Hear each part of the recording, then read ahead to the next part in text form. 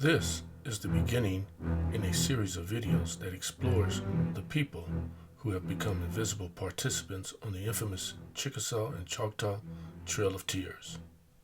One of the first records that mentions the participation of enslaved people are contained in the Monroe Mission Church Minutes.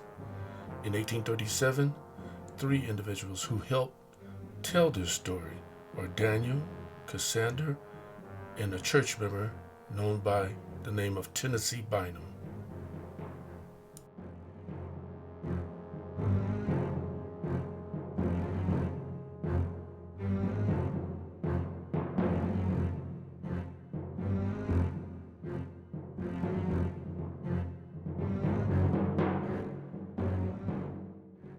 Daniel and Cassander made it to Indian Territory, and with them came their children, born to them in Mississippi.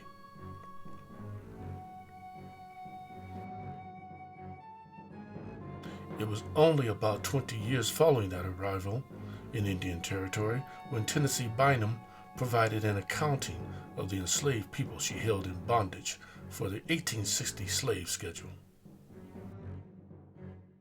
Among this group of individuals enumerated in the 1860 slave schedules were several people that reached the age of 100.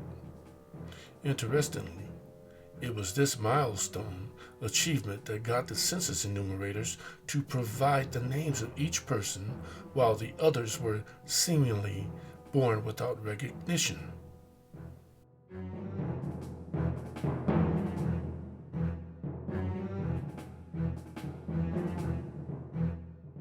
At 117 years of age in 1872, Sally Jones, although she survived her husband, the removal from her ancestral home, and the abuse of enslavement within the Choctaw or Chickasaw Nation, she did not survive to receive a land allotment.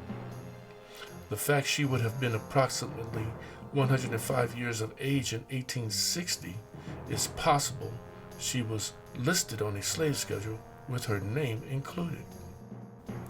Easter Powell reached the age of 100 and was enumerated on a Dawes land allotment card with her daughter.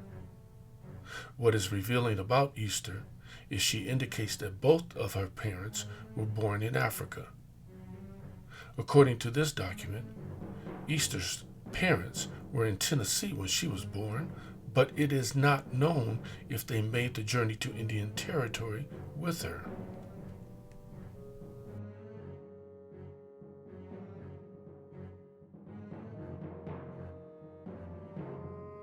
From the Dawes cards, it is possible to determine others who reached the age of 100 and quite possibly forced to participate in the infamous Trail of Tears, but not included in that history when it's told.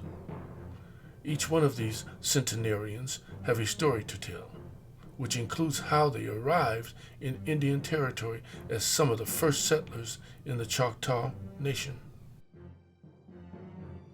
Daniel and Cassander's story is emblematic of a lot of freedmen and their descendants.